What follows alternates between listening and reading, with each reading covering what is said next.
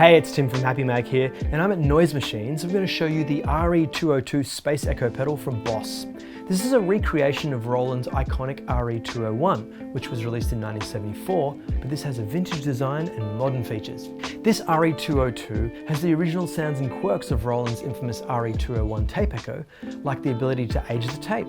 But it has features that any modern musician would pine for, like 4 memory slots, guitar or line input for stage or studio, Midi and USB. It's also got that classic rounded design of Boss's pedals from the 70s. Boss is a division of the Roland Corporation, and they've been making pedals since 1976.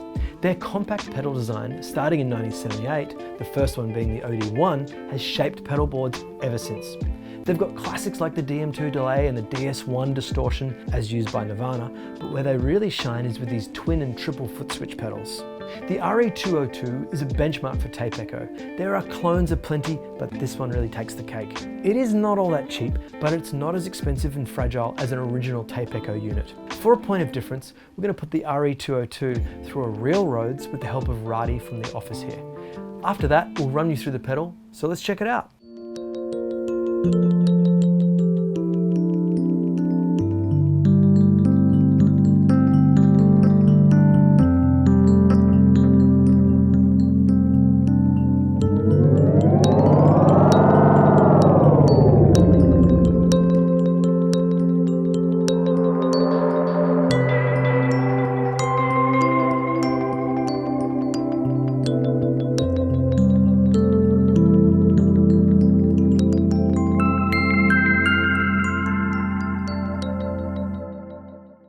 The top left has the manual and the memory modes.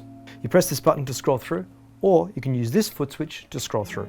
You can hold down the memory to write, and then you can hold it down again to save. There's the guitar and line input for use in stage or studio, and you can change between the new and the age tape here.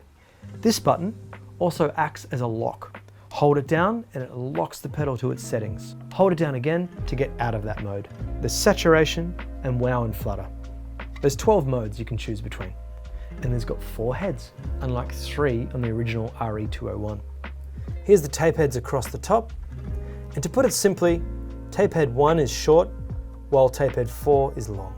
This has got a variation of tape heads and rhythms. There's the bass and treble EQ, and they've got a demetered step in the middle so you know where 0 is. The reverb volume acts as like a mix control. Then down the bottom, you've got a repeat rate, and turning it up actually increases the delay time. Then you've got intensity, which acts as feedback. Then you also have echo volume, which acts as a mix knob as well. 3 foot switches down the bottom are really clear and enough real estate. On and off for the effect, you can switch through the memory here, and you can also hold this down to freeze some reverb. You've got tap tempo and also hold it down for twist. It's all pretty self-explanatory. The RE-202 has stereo inputs and outputs, and you can clearly see where to use the mono in and out. It's got a control for an expression pedal or 2 Boss foot switches. It's got Midi in and out, USB for firmware updates, and it comes shipped with a dedicated Boss power supply. If you couldn't tell, I'm a huge fan of the look of this pedal. The late 70s vibe is very welcome. I can see the memory modes being very useful on stage, and the guitar line input selection is brilliant. I wasn't blown away by the saturation, but hey, we're not here for that, we're here for tape echo. The Boss RE-2 Space Echo comes in at $719 Australian dollars, and you can get it from all good music stores. Thanks so much for watching. If you enjoyed this video or you found it useful, please like and subscribe. We'll see you next time for more gear that we find exciting.